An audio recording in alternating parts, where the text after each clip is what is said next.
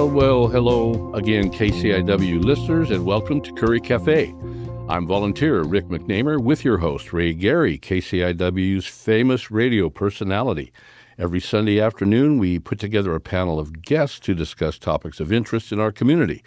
Listeners can participate in our show by texting in questions or comments to 541-661-4098. Again, that's 541-661-4098. Now, before we begin, I would like to let our listeners know that KCIW is an all-volunteer community radio station that depends on our volunteers, sponsors, underwriters, and local businesses with their generous donations to keep us on the air. If you'd like to help us out, please go to kciw.org. And also, speaking of helping us out, KCIW and Curry Café would like to thank our new sponsor, Z Clean Laundry, located at 1107 Chetco Avenue in Brookings. Z Clean will wash and fold your laundry within 2 to 3 days after drop-off and can rush the order if you need it sooner.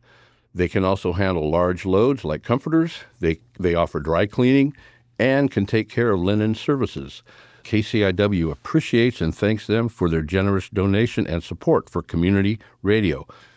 Okay, Mr. Ray, you can take it away. Yeah, I'm Ray Gary. I'm also a volunteer here and a radio personality, as Rick said.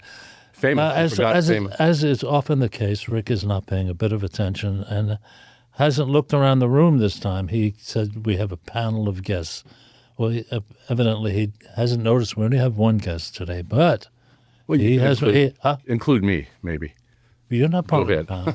Okay. You are a panel, not a panel. Okay, go ahead. Okay.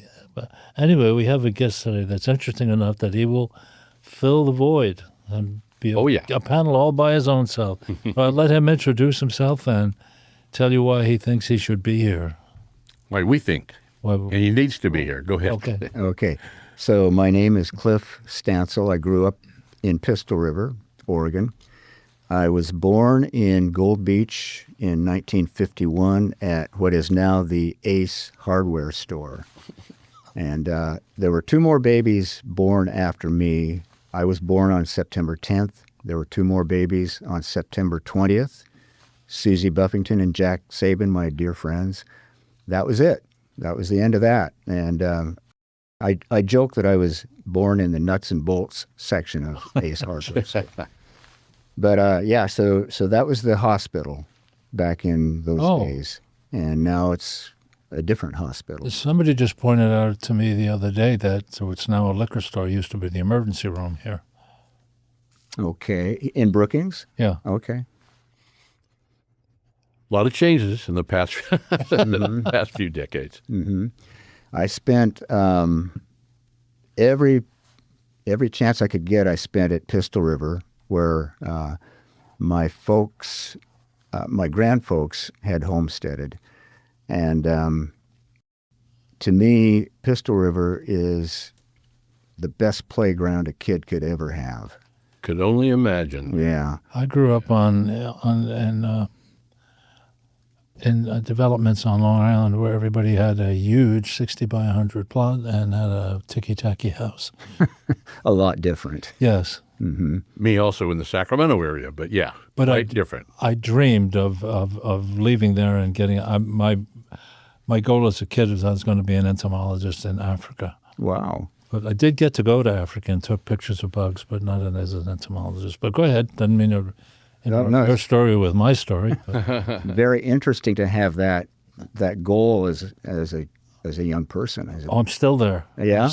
Shari and I get up every morning. I have a what most people call a goldfish pond in my backyard that I put in, and we watch the development of the various types of tadpoles. Okay. Look, she's got legs now, and the legs are strong enough, they work, and nice. It fascinates me. I'm still a 10-year-old at heart. Yeah, that's good. Yes. Keeps you young. Yes. Mm-hmm. Any questions? Well, Cliff, so you say, how far back did your people, let me say that, come and settle in Pistol River? Also Gold Beach, or no? Mostly just Pistol River? Yeah, Pistol River and Hunters Creek. So my great grandfolks came from, actually both sides of my mom's family came across the plains in the 1880s in a covered wagon, and my grandfolks on one side came in 1880, and on the other side 1887, and they homesteaded. Actually, the one side lived up in the Willamette Valley for a number of years, and then they came down in 1914 to homestead on the little South Fork of Hunters Creek. And the other side of my grandfolks, like I say, came in 1880, bought a place sight unseen up Pistol River, a homestead, and it was nothing like what they thought it was going to be. Oh, really? Yeah. Surprise, huh? Yeah. Where did they come from? From Iowa. Did they live in a city, or are they rural people there? Rural people. Okay. Yeah. And so that side of the family, they had like 1,000 acres up Pistol River. Oh. Lost it all in the Depression. Oh. Mm-hmm. So that's a bummer for me. Yes. No kidding. Yeah, but still, those places up there are very special to me. They're very spiritual places up Pistol River to me. And I have, like I say, I grew up there. I've walked from where Pistol River comes out of the ground as an artesian well down to the ocean.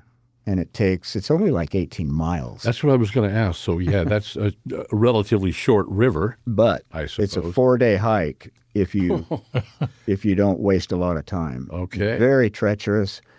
And how cool, though, to check out the headwaters of a river. yes. Pretty special place. And I do that with other rivers also. I've done it with the Elk River, and they're all different. The source of Pistol River, like I say, is an artesian well. It's maybe 2 feet in diameter, and it comes up, and it's so crystal clear and cold. You can stick your head down in there and get a drink Beautiful of Mother Earth's milk. You bet. The Elk River is a seepage, so it's just comes out of this rock, and then turns into a creek in like 50 feet.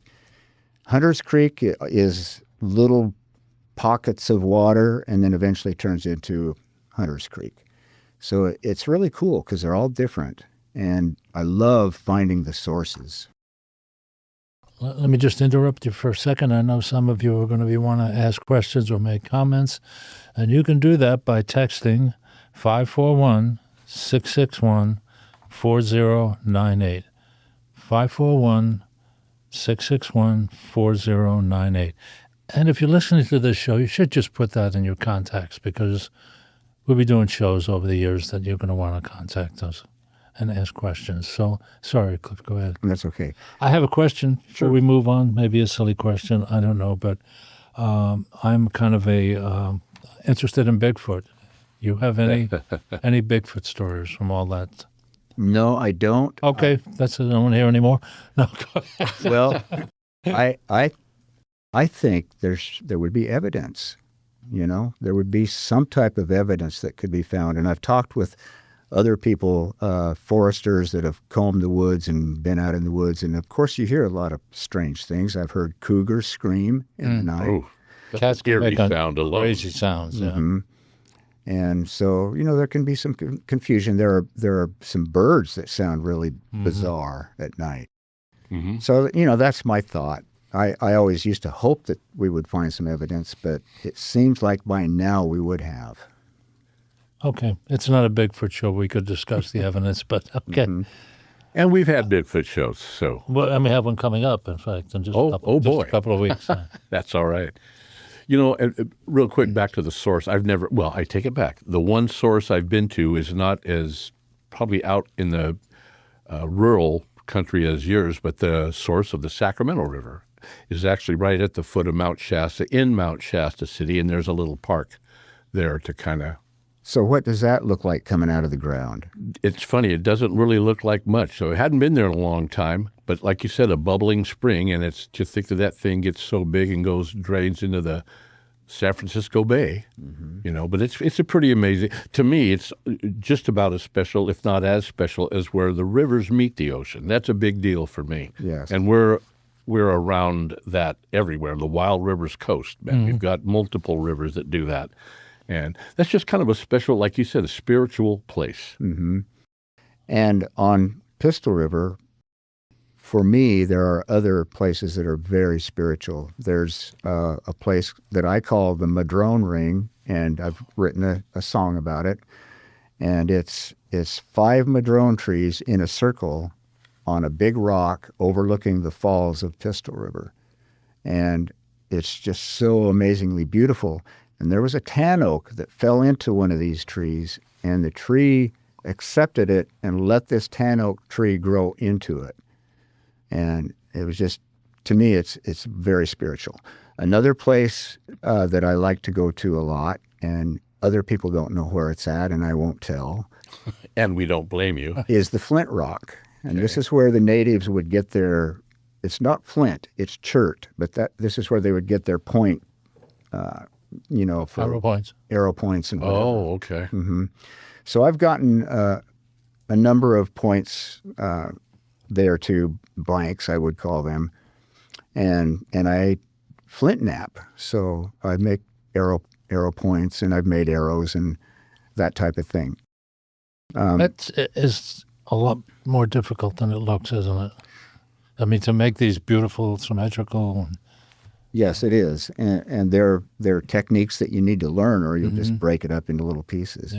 Yeah, and to have the tools. And nowadays they have these fancied up tools where I always used an antler for chipping. And now you can make one in 10 minutes with a Dremel, probably. Well, they use copper a lot, and it seems to work better than antler. I wasn't accusing you of using a Dremel. No, I'm just saying that. Yeah. Real quick, Cliff, so not only do you, I would call it harvest it yourself or make it, but you have found the original arrowheads up where you're talking. Yes. Made by the indigenous tribes. Yes. And that's pretty exciting, man. It's really a neat rock. The last time I went up there, usually I go to the very top of it, and this time I went like halfway down, and I walked around the edge of it, and there was a cave there, and there was a huge pile of scat. And, of course it made me, more aware of everything. Who did? Especially if it was fresh scat. It was not fresh. Oh, okay. And so, a little bit more easy, but I couldn't figure out what it was. To me, it seems like it either has to be wolf, which has been sighted in that area, okay, or cat. And also, I found thousands of little tiny baby scorpions. Oh. Turned I had over no a rock. idea they were. So I've heard that area. I think it's one of our volunteers has scorpions where he lives here. He's on the edge or something. Yeah. And I mean, we found them as kids up around Pine Point, up Hunter's Creek, and that type of thing. Yeah. So it wasn't surprising to me. I think that's an exotic animal coming from Long Island, and I lived in Arizona for a while, and I used to love to come across scorpions, but I'll have to look for them here now. Yeah, just get up away from the ocean, maybe 1,000 feet in elevation. Yeah, I'm 11.5, so maybe find one in my backyard someday. I don't know. I'm at 11.5, so maybe I'll find some. Under the rocks. Yeah. Just pull your hand out as soon as you turn it over. Now, and Cliff, you said wolf and cat, meaning I'm assuming mountain lion. Yes. Of the two, which I always consider the mountain lion a little more dangerous, a little more predatory. Am I wrong on that? What would be your guess, I guess? Well, I've been around a lot of wolves. Okay. And I've never had any issue with them. In fact, it was, to me, soothing to hear them howl every night. Oh, they were constantly howling. And I had a pack animal with me at that point. So that's why I saw a lot of these wolves. Yeah. Her ears would be pointing one way. I'd look where her ears are, and there'd be a big wolf. And I measured the tracks at 5 to 6 inches in diameter. And I have a cast in in my curio cabinet at home. Yeah, this is a wolf. Yeah, and measure the tracks of a big dog sometime. You'll see the difference. So one thing that I will talk about for a minute here is the difference in the animals. Growing up in the creeks, you would find Pacific giant salamanders, and they're huge. They're like 12, 13 inches long. And I think they're great creatures, too. I'm a lizard snake guy, and I just like that kind Have you of... seen them? Yes. I don't know about the giant one, but we have... maybe they're more like newts where I live in Smith River. yeah, the giant ones, I don't see them anymore. Okay, then. And I think, I think a lot of them were killed off because they eat fish eggs and trout eggs and things like that. We don't see golden eagles so much anymore up Pistol River in particular. And I think the reason that we used to see them is because all the sheep, sheep ranches. Yeah. In fact, I'll tell this quick story. I was hiking up above the ranch, which is a place where my grandparents bought after losing the homestead, or actually before that, but that was where they could go to live after losing the homestead. And I was hiking above there, and I came around a corner, and there was a golden eagle eating on a sheep, and I was in its way. It couldn't get out because I happened to be in that pathway, but it flew, and it was amazing. It was like 6 feet away from me. I could feel the air of the wings, and it was so close and so huge. It was totally beautiful. If you've never seen an eagle, or you don't know about or seen one up close, they are absolutely amazing. When they flare out to land, it's just it's just amazing. Yeah. Another animal that we don't see is the ring-tailed cat that I haven't seen, and we used to see them a lot. Really? Yeah. Eels. We, like Hunters Creek and Pistol River now, you just don't see them. I've been informed by the eel people that they're there, but we used to have to swim around them in the summer because they come up to spawn, Yeah. a little bit later than now. And then they would die, and there'd be just a bunch of them on the bottom, or, some that are dying and some that are not dying. And so we'd have to navigate around them as we were swimming. So we don't see those animals anymore. Kind of what we do see is opossums and crawdads. Oh. So, a lot of these streams that now have crawdads never used to. Where I live on an old logging road, and when I first moved in there, about close to 10 years ago now, we'd see animals all the time. It was almost always saw a deer coming home, things like that. I haven't seen a deer in years, Wow. and possums were the most common animals I see. And unfortunately, there's a litter of coyotes being raised by my house, which I normally would love, except my cat would be toast interested. Yeah. I don't believe in letting cats out. I think a cat is like a canary. It's an indoor pet. But mine doesn't leave, hardly leaves the deck. It hardly goes. But that doesn't mean that it won't get killed. Last year, that coyote was raising a litter of pups not far in the same area. And 2 babies were playing in my side yard one morning. I chased them. They ran away and never came back. But I hate to chase them because I love them. I think they're beautiful animals. Well, Cliff, let me tell a brief eel story, and it might be the different type, because believe me, I'm a Sacramento suburban kid. I've lived here close to 8 years, and I'm still amazed at all the flora and fauna here. It's absolutely fantastic. But as far as eels, I was at where the Smith River comes into the ocean there, down just below my house, walking my dogs, and there were some otters, and the tide was kind of pretty far out, but I noticed some otters were on the rocks close to the edge there, and they were diving down, and they would come up. In their mouths were these eels, and they would slap, poor eels, but they would slap those eels on the rocks and gobble them up. And they did that for the next I don't know, hour. I was mesmerized. I could have sat there longer, but then they finally swam off. They had their fill.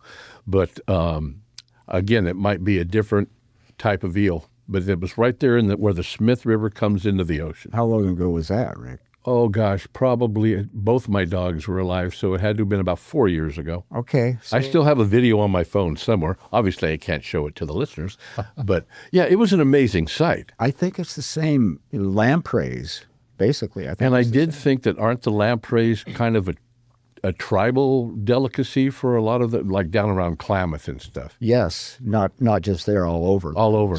Okay. Yeah.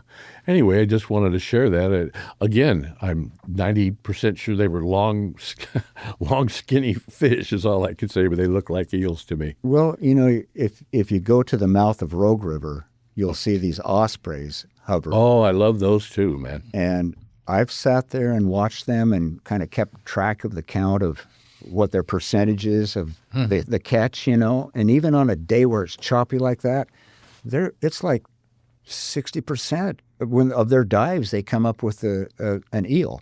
So they're still here, but I don't see them in the smaller creeks and rivers anymore. Oh, okay. Yeah. Well, the Smith's pretty good size, I would say. Yeah. I've always thought of eels as bottom feeders, so I wouldn't think ospreys could get them, but they're not, evidently. They come up in the water column. Mm-hmm. Yeah. I've seen some really crazy animals, really. I saw a long-tailed bobcat at Pistol River. It was a female. She had a rabbit in her mouth, and she had two kittens running behind. They both had short tails. The kittens. Really? Yeah. Let's see what else as far as animals go. I'll tell you this quick bear story. I was hiking with my younger brother. Again, up above the ranch, there's a big rock called Red Rock, another very spiritual place. And we heard this really weird noise, and it sound to me, you know, we were like a half a mile away. And I think I must have been 15 and my brother was 13, somewhere in there. And of course there were wild pigs around then, and there were elk, and you know, I thought maybe it's an elk bugling, but it just didn't sound like it. Or maybe a pig that was screaming, you know.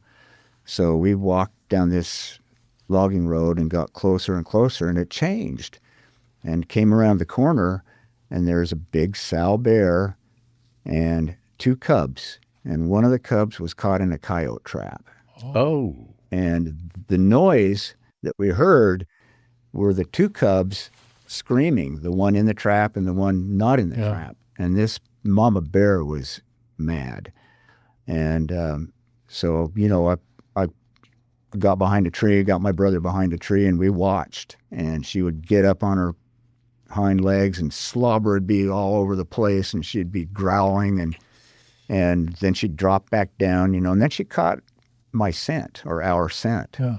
And so, you know, I told my brother, because I was very protective to him, you know, he was younger than me. And so I told him to stay there, and I got up closer, and that's when she caught our scent.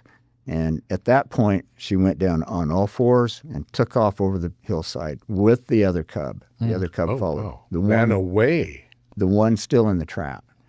And so I'm thinking, am I dumb enough to go try to get this Ooh. cub out?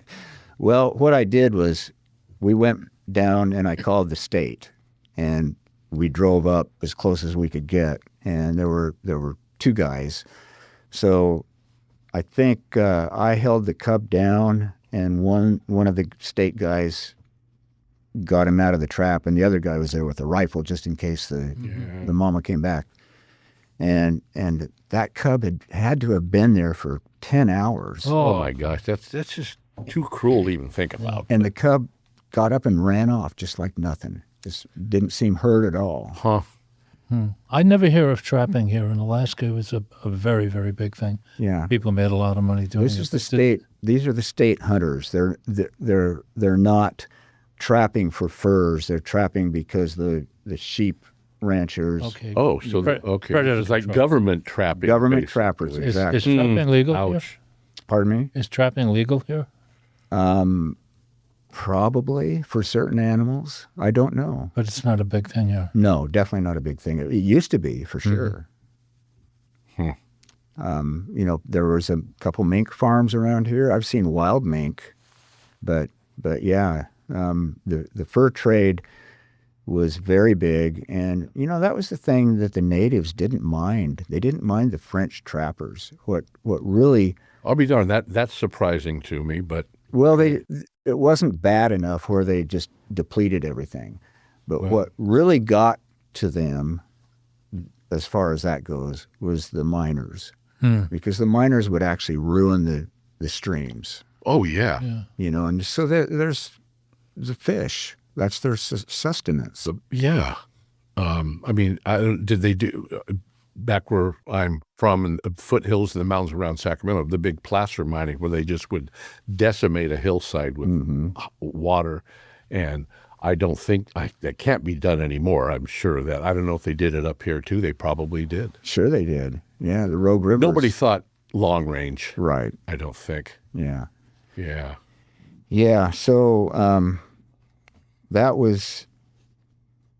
I have a lot of bear stories, but I won't go into them. Well, feel free.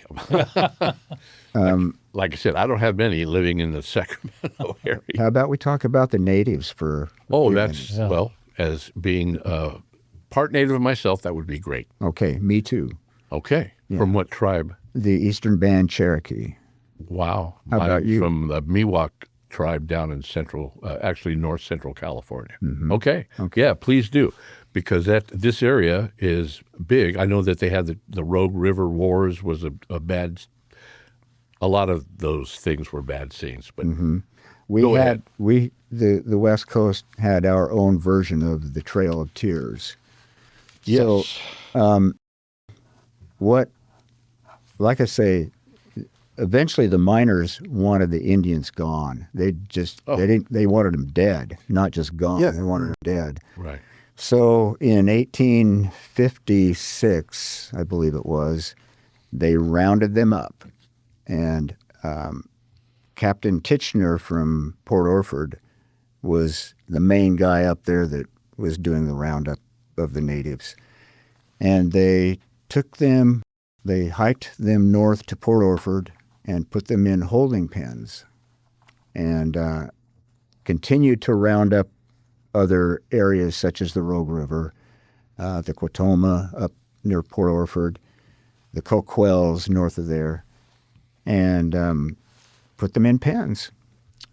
And then they marched them up to the Siletz Grand Ronde Reservation, which is a couple hundred miles. Oh, my. And they told the natives that couldn't hike, that they were going to take them by ship on the Columbia steamer up there. And they were afraid because they were also told that they were going to take them out to sea and throw them overboard.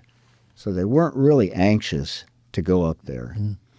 But they did. And now all these tribes are intermingled, and there's not just a, separation between the tribes. But as I was saying, a lot of the miners wanted them dead. And as they were marching them north, really the main Trail of Tears came from like Table Rock over by Medford and up through the interior up to the Siletz. There was this coastal march also. So they actually killed some of the whites that were marching the Indians up because they wanted them dead. In 1961, the Highway 101 was connected into the old highway. I'm talking Pistol River here. And when they brought the bulldozers in there, they ran into plank houses. And so it was immediately stopped. The construction, it's just a connecting road between 101 and the old highway. It's only like a couple hundred feet long, if that. But my grandmother was one of them, and who eventually got this stopped. the construction of the road while they were able to do the archaeological dig. And real quick, a plank house being... A plank house is what the Indians lived in on the coast here. Oh, okay. So they would get driftwood mostly. And they would split it out. Plenty of that. A lot of redwood. Oh, and then that. And they would about 3 feet. They would dig a hole and put the planks vertically down into the dirt, into the hole, and then they would build the house around it. Okay. In fact, we are in the process. Tim Scullin is the head of this. We're going to build a plank house up in Gold Beach, kind of on just this side of the Rogue River Bridge. So it'll be, like a demonstration. Exactly. That's great. Yeah. So that's great. In conjunction with some of the Siletz Indians, Tim has been splitting out this Port Orford cedar for a few years now. So it's ready to go up. Anyway, back to the other story. I was a young 10-year-old boy, and I got to brush off a lot of these artifacts. It was just amazing to me to be able to do that. In each corner of the plank house that I was able to be involved in, there were skeletons. They were in the fetal position, and I think they were facing... I don't remember now if they were facing east or north, but there was a lot of disease back in the early 1800s, measles in particular. So there was evidence of that the archaeologists had found. And so it's just, another one of those things. Old civilizations and old things in general fascinate me. I'd love to do one of those digs sometime. Mm-hmm. Yeah, I think about it a lot. Yeah. It was one of those things as a young boy that just fascinated me. And you look around and say, whoops, we weren't the first ones here. There's been other people right here in this spot. They have found steel like 5 feet down in those areas. So, of course, the wind blows the sand in and all this, so that's part of it. But before the highway was built, it was roughed in, and I got to ride horseback from Pistol River down to Brookings. It took us 2 days, and we stayed at we slept at the Lone Ranch Homestead, which is just north of Brookings. Mm-hmm. Yeah. And then we went to the Azalea. The Azalea Festival was going on there. There's a rodeo, and I don't know why, but I rode a little bull calf in the rodeo. I know my mom had to sign me up for that. So. But I vowed never again am I going to do that, because I got the only calf that had it was the biggest calf, and he had a bell on him. And so, I'm kind of probably intimidated to even before I get on his back. And I was off his back in probably 3 or 4 seconds. It's good, probably a good thing you learned that lesson young. Exactly. Yeah, before you couldn't quite stand up straight because you continued it into your early 20s or something. Exactly, yeah. No, that was one of my rare good moves. Well, listen, at least you've got one. Yeah, there's one. We are over halfway. I can't believe it. We've got a very interesting guest, Cliff Stansell. I just wanted to break in here real quick to let people know we're listening to KCIW 100.7 in Brookings, Oregon. We are an all-volunteer community radio station. If you'd like to be part of KCIW or support us, please go to kciw.org, just like our sponsor, Z Clean Laundry did. Thank you, Z Clean. And your history also with horses, we were talking about that. Go into a little bit of that with your horse logging experiences. Sure.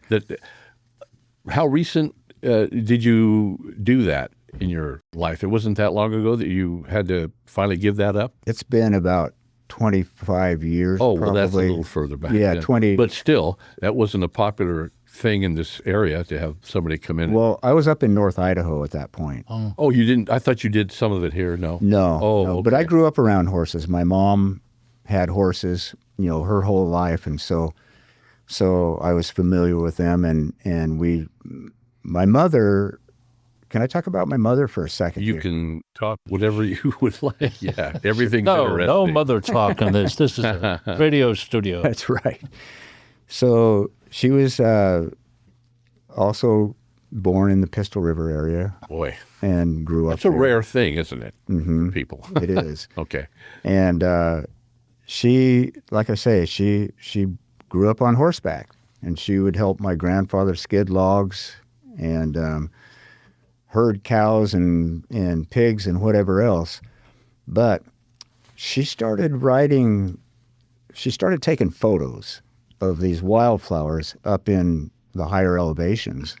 And she got just really crazy about it in a good way. We have thousands of photos of wildflowers that my mom took. And so she had this horse called Chic, and he was a racehorse. And my mom would race him north of Gold Beach. There's the Wedderburn racetrack, and it's not utilized as that anymore. But I remember going there as a kid, and yeah, it was amazing. So as she was taking these photos, people would ask her, "What are these flowers?" Because beautiful pictures of wildflowers that you don't see unless you go up into the higher elevations. Right. And Mom would say, "I don't know." So that spurred her into talking with our biology teacher in high school, Fred Bowen, and they kind of cornered him into giving a night class on identifying wildflowers, and he did that. So my mother and her sister, Frances Schrader Old Growth Trail is north of Gold Beach. It's a very popular trail of old growth Port Orford cedar. It's a really beautiful hike in there. So they took this class from Fred Bowen, and it just gave Mom this kickstart, and she started learning botany on her own. And I remember seeing her out in her little office out there, out of that little outbuilding from the house, with her microphone, just studying these plants and dissecting them. And then she discovered a plant that was not known before up at Signal Buttes, kind of at the headwaters. Well, it is the headwaters of Hunters Creek.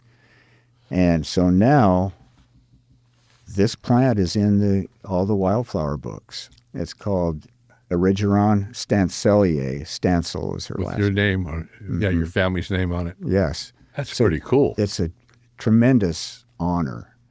And she was very well known, and the experts would come to her for stuff that's endemic to this area or just for knowledge, Yeah. I have a wildflower I've been trying to transplant from the woods to my house for about 9 years now. And I've tried every way, seeds, plantings, you name it, and it doesn't survive. I need to talk to your mother, I think, about What is it? How to get that done. She can help you. What is it?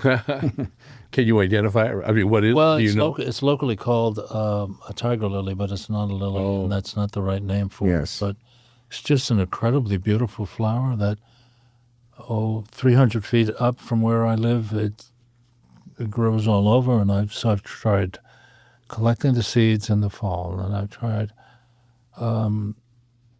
bringing home a branch with the seeds on it and just sticking it in the ground, or with the ready to burst seeds in the ground, let it disperse itself. Nah, all kinds of things. One of my neighbors says you can transplant it, but I don't think that would work. That's interesting. We have, where I live now, just south of Port Orford, there are tiger lilies all over the place. I've never heard of it being hard to transplant like that, but some plants are just that way. It grows, I would estimate, about 300 feet higher than I am, and I wonder if that's the low limit of that. I've had the same thing with, there's rhododendrons in that same area. No rhododendrons at my level at all. So you're thinking that you're too low? I wouldn't think a couple 100 feet would matter, but it seems to be what's doing it. Our elevation in Port Orford is only 100 feet, and tiger lilies are everywhere there. Oh, okay. Wow. Yeah. I have tried to transplant madrone, and it doesn't survive. I need to talk to your mother. I think about it. Can you identify it? I mean, what is do you know? What is it? Well, it's locally called Erigeron stancelliae. Stansell is her last name. Yeah. I have tried to transplant and it went great for 4 years, and then they died. So some just don't do it. The area where these are growing, one of the reasons I have difficulty transplanting is we put a shovel in, it's going through rocks, and there's no way you can bring a root ball back with you. So I take it and sneak it into a pot real quick and fill it. See, that's your root ball now. You can't fool them. Right. Yeah, and some are just harder to do. There was another one that I tried transplanting to. I can't remember exactly what it is now, but like I say, some are easy, some are not. And real quick, the madrone, and I'm not a plant or tree guy, but I've always felt the madrone trees are just absolutely unique and beautiful looking. Yes, me too. I love them, and that's why I wanted to transplant them. I transplanted actually a white oak, which is, very unheard of to be this close to the ocean, and it's doing great. Yeah, Okay. so, who knows? Yeah. Well, listen, we could segue anyway, but I do want to talk about, Cliff, your music history that we were talking about before, and how unique. I have had the pleasure of listening to some of your CDs, and I believe if we could pull one up that you were especially wanting to play. Yes. I think you have one called 18 a Day. Is that on there? I believe it is. Okay. Yes. That song is emotional for me because in 2013, I was listening to the news, and on the newscast it said there are 18 veterans, or anything to do with being in the service or in the service now. Suicides every day. And Tragic. yes. Tragic. So that turns out to be over 6,000 a year. And so I thought, man, this is crazy. I could not write a song about it. So I started writing this song, and I, as with normal for me, I didn't push it. I just let it come when it did. And it took about 3 weeks for this song to get finished. And at the end of that 3 weeks, it was up to 22 a day, which is 8,000 people a year. Yeah. And I'm thinking, man, what are they thinking? Can they sustain this with our young people? And evidently they think they can, but it's just, it was horrible. It's horrible for me to think about that. And that's just the suicides, and that's just the suicides that are reported. They recognize the suicides. They think now it's double that. Wow. 15 to 20,000 people a year. And it's not taken into consideration the PTSD, right? Right. People that are still alive. So anyway, Suffering greatly. Yes, all of that. Yes, exactly. So that's where this song came from. Okay, and I believe our engineer Michael Gorse will key this up. Thank you.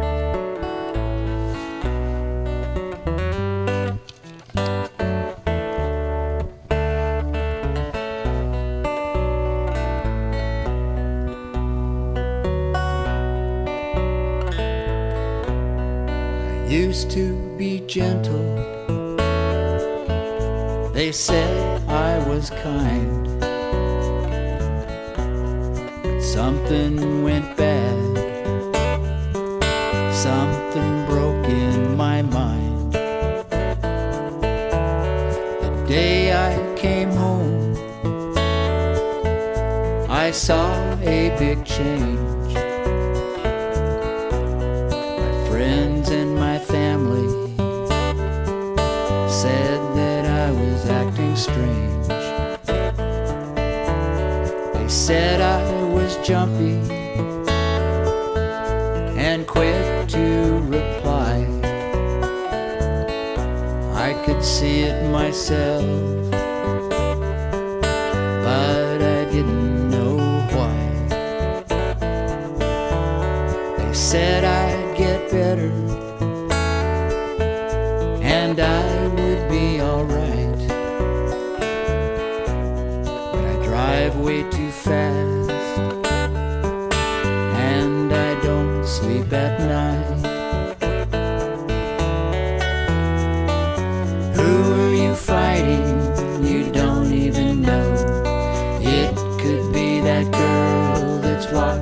slow. The jungle's no different than the hot burning sand. You cut down a child with a gun in his hand. My father was crazy. He always kept to himself. He said his last month in Saigon was bad for his health. I thought he could take it, stand up like a man, stop acting weak. It's all part of God's plan. But deep down inside, I knew I was wrong. He just kept on sliding. He really wasn't that strong. One day he decided he couldn't take the pain. He walked down to the tracks and stepped in front of the train. Who are you fighting? They all look the same. How'd you get caught in this killing game? The jungle's no different than the hot burning sand. When you cut down a child with a gun in his hand.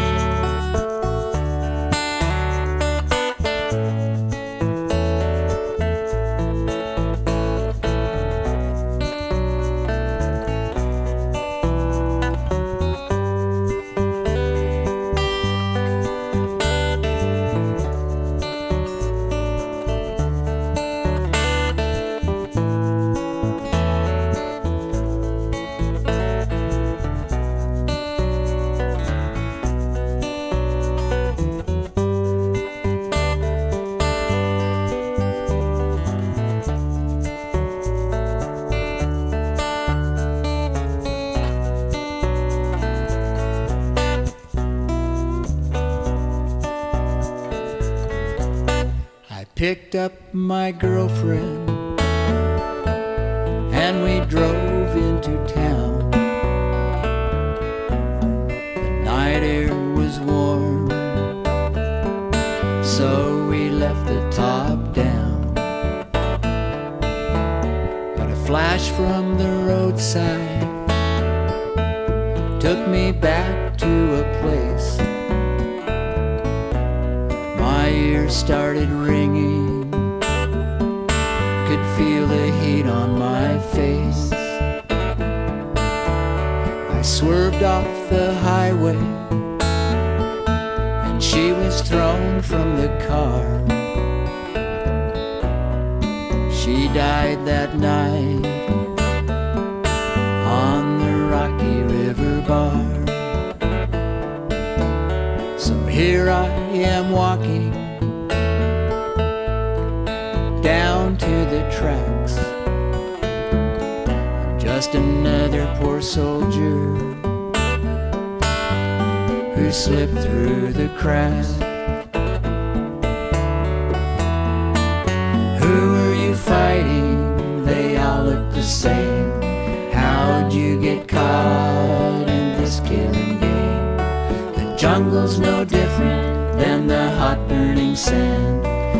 Cut down a child with a gun in his hand.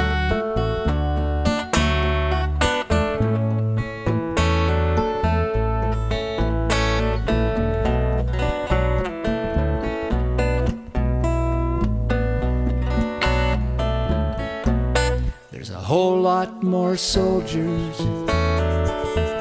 who are just like me. They'll blow out their brains like I saw on TV. Down at the bookstore, I heard someone say, the number's gone up to 18 a day. The number's gone up to 22 a day.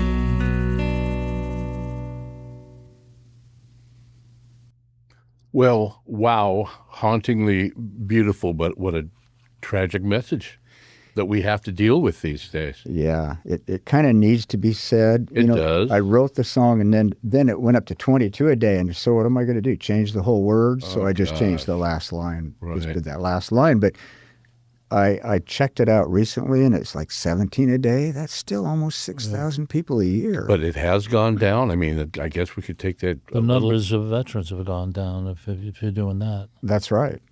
Yeah. And a lot of Vietnam Not veterans. only that, but age. Mm-hmm. I'm 82 years old, and I'm right about there in the middle of Yeah. the draft, Yeah. age-wise. Right. Yeah, that's what I was going to say. Is that a lot of Vietnam veterans are passing away from, old age. Yeah. Yeah. Well, still, like I said, hauntingly but beautiful. Wow.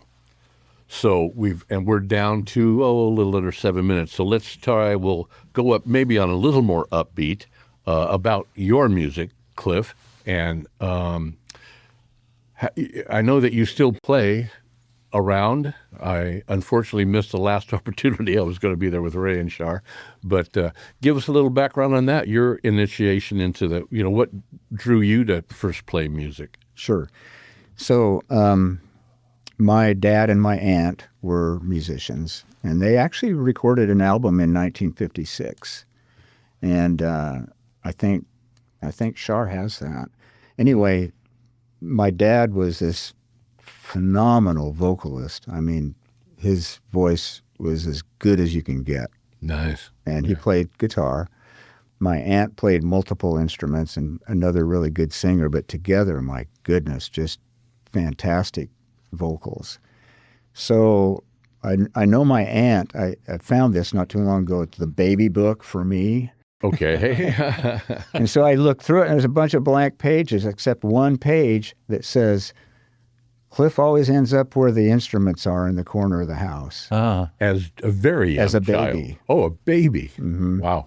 So, I had it in me, I guess, too. That's nice. And from what I'm told, you and I, everybody plays guitar. I think you do. Everybody does. But you are an exceptional guitar player. You're not just a guy sitting at home at the television. I got to see you playing the fiddle with the band you were with the other day. And Oh, sure, yeah. it was really, So that was a slide guitar that I was playing there. yes. Mm-hmm. And I consider myself to be an okay guitar player. I'm mostly a fiddle player. So I'm a fiddle junkie, actually. And I take what I call a jungle fiddle with me when I go up on these hikes up to the sources, and then it'll be gone for a week and a half a lot of times. And take that with you. Take it with me. How awesome is And that, man? and I always write music while I'm doing it. Yeah, you write a lot of your own stuff. It's In all- fact, you probably play mostly just your own stuff. Yeah. It's everything that you've heard is Okay, stuff that and I play. have heard, CDs, some. Yeah, and so I, by the time I was 13 or so, I was playing guitar, 12, 13. Mm-hmm. And this friend of the family's, Bob Johnson was his name, and I remember him vividly. He would play with my dad, and he had this old Gibson guitar, and he saw promise in me, and he said, I'll teach you everything I know on guitar. I'm 13 years old, 12, 13 years old, and so I thought, no, it's okay, Bob, I'd rather chase girls in school, One of my You didn't realize what an aid playing guitar would be to that. The guitar helps. Almost every guitar player I talked to, I started to get girls. That's why they start. But yeah, I was, the opposite that way. Yeah. So, but not to say he didn't teach me anything. I watched him and I played with him a lot. So I learned a lot from him. And he played back in the 30s with Roy Acuff Oh, wow. and Chet Atkins. Oh, I mean, a guitar god. yeah. And Bob he did that Travis style picking. So he was a really good guitar player. Wow. So, that's kind of where I started. And I think I started writing songs when I was about 18. By the time I went into the service, I was drafted. And I went into the service. I was in Washington, D.C. for a year and a half. And I got a banjo, started learning that. I got a dobro and a mandolin. Oh, my. And so I started learning all. And so what you hear on those recordings are those instruments. But when I got the fiddle in the mid-'70s, everything else kind of went on the back burner because... I'll be darned. Yeah, the fiddle... Well, we all probably gravitate, if that's a word, towards the one. Yeah, exactly. But boy, that's a lot of multiple instruments to conquer, man. Well, I didn't conquer them all, but... Well, to play. Yeah. What's the difference between a fiddle and a violin? Well, one has strings and the other has strangs. Oh, okay. I got it. Makes sense. No, really, There isn't any, is there? The difference is the bridge on a violin is more arced. Okay. On a fiddle, it's a little flatter because fiddle players like to play two strings at once a lot. Yeah. And violinists rarely do that. I mean, it used to be that way. It's getting more popular now to play double stops. And the people that teach their kids nowadays will teach them, start them out playing classical music. And they know that they're not going to stick with that. So by the time they're 9 or 10, they're taking them to these bluegrass shows and stuff like that. So, but to get that technique and then to change and play bluegrass or Celtic music or whatever else. Yeah. Yeah. And you have played classical then on the violin I also? do play some. I'm not a classical violinist, but Okay. yeah. Real quick, tell me about the venue you were in when we saw you last week, how it got there. And Okay, And that's in Pistol River. Pistol River. at the Pistol River Friendship Hall. That was built in, I think, the 30s. I'm not sure about that year, but it's a community center. And so I've got to play with some really good musicians there just because They really get some good stuff, yeah. Yeah, so this group is my niece and her musical partner. My niece, Laura Stansell, and her musical partner, Alan Plape. And they have a rock and roll band, but they asked me to do this acoustic set with them. So I did, yeah, so they... So how was that built, the building itself? It was built with volunteers. Okay. Yeah, and I'm not... Built to be a community center. Yes, yes. It's kind of hard to find, and I don't even know. Probably how to find out. one of the cool things about it, though, I guess. Yeah. Off the beaten path. And one of the things that I do also with the music nowadays is I play contra dances. And up at Sixes, the Sixes Grange is played in Granges a lot, so it's a very popular thing and it's fun to do and a lot of high energy fiddle music. Well, listen, this has been wonderful. I got 2 more pages of notes I didn't get to ask Cliff. We'll have you back. Thank you, Cliff, for being here. For sure. Thank you. Thank you, listeners. Thank you, Z Clean, for sponsoring the show. And this has been KCIW-LP 100.7 FM in Brookings, Oregon.